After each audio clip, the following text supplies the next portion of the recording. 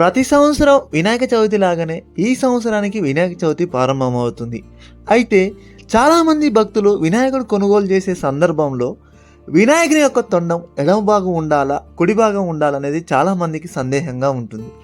అయితే ఎటువైపు ఉన్నా కానీ అభ్యంతరం ఉండదంట. ఎందుకంటే కుడివైపు ఉన్న తొండం దేవాలయంలో స్థిరంగా ప్రతిష్ఠిస్తారు, ఎడమవైపు ఉన్న తొండం తాత్కాలికంగా ప్రతిష్ఠిస్తారని, ఎడమ చేతిలో లడ్డు ఉండడం వల్ల తొండంతో తినడానికి వీలుగా ఉంటుందని శాస్త్రాల్లో ఉన్నదని పురోహితులు Ramalingaiah Sharma local IT news channel ద్వారా తెలియజేశారు. శివాయ నమః. నా పేరు వావిలాల రామలింగయ్య శర్మ, వల్లాల గ్రామం, శాలిగౌరారం మండలం, నల్గొండ జిల్లా. అందరూ కూడా మనకు రేపు వినాయక నవరాత్రోత్సవాలు, వినాయక వ్రత పూజా కార్యక్రమాలు ప్రారంభించుకుంటున్నారు. అందరికీ వినాయక చవితి శుభాశిష్యులు, శుభాకాంక్షలు.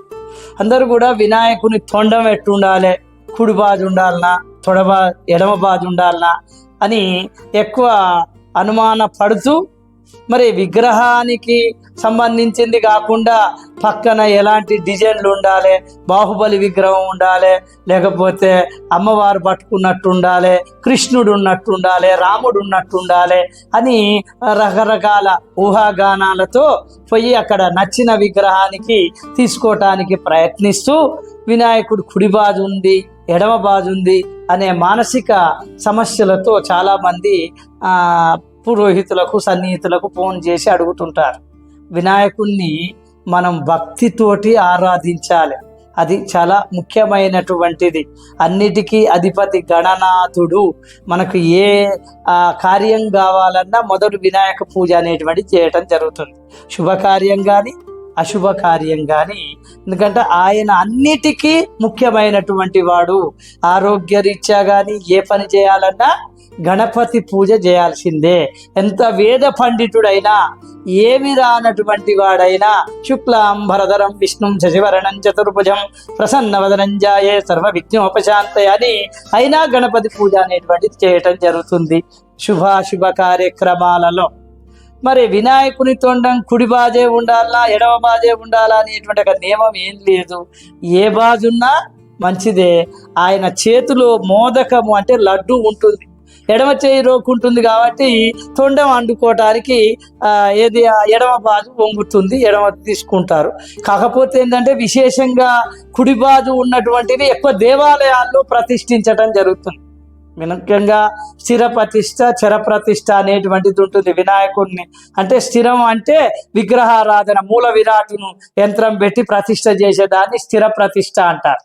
చర ప్రతిష్ఠ అంటే ఏంటంటే కదిలిచ్చేటువంటిది, ఊరేగింపులు చేసి దాన్ని ఉత్సవ విగ్రహాలు కానీ ఈ వినాయక అమ్మవార్లు కానీ దీన్ని కదిలించేదాన్ని. కాబట్టి ఇవేంది మనకు ఇది మనకు ఆయురారోగ్యాలు, అష్టైశ్వర్యాలు, మంచిగా ధనము ధాన్యం కావాలి అనుకునేటువంటి వారు లడ్డు ఈయనకు ఎడమ చేతుల్లో ఉంటుంది కాబట్టి తొండం ఎడమవైపు తీసుకొని చప్పున నోట్లో వేసుకుంటాడు. అంతే తప్ప ఎడమ వైపు ఉండకూడదు, ఉండాలి, కుడివైపే ఉండాలనే నియమం లేదు. కానీ దేవాలయాల్లో స్థిరంగా ఉంటుంది కాబట్టి క్షిప్ర గణపతి, లక్ష్మీ గణపతి అని కుడివైపు ఉంటుంది. లక్ష్మీ గణపతి దేవాలయాల్లో పూజ చేసిన కొద్దిగా నిష్ఠతోటి ఎక్కువ చేయాల్సి ఉంటుంది. కుడివైపు ఉన్నటువంటిది అనేటువంటి ఒక నియమం ఉంది. దేవాలయాల్లో అయితే సమయానికి నైవేద్యాలు పెట్టడం ఇవన్నీ అనేటువంటిదే తప్ప దీనికి కుడివైపే ఉండాలి, ఎడమ వైపు ఉండకూడదు అనేటువంటి ఒక నియమం లేదు. భక్తి అనేటువంటిది ప్రధానం. మనం ఆ స్వామివారికి భక్తితోటి చేయాలి. ఏదో బొమ్మను పెట్టినాం, ఇవాళ వచ్చి మళ్ళీ ఊరేగింపు నాడు వస్తాం అనేది కాదు. ఆయన అన్ని గమనిస్తూ ఉంటాడు. మనం క్రమశిక్షణతోటి, భక్తితోటి మనం ఆ పూజ చేసుకోవటం అనేటువంటిదే ప్రధానమైనది. సర్వే జనా సుఖినో భవంతు, సమస్త సన్మంగళానికి భవంతు.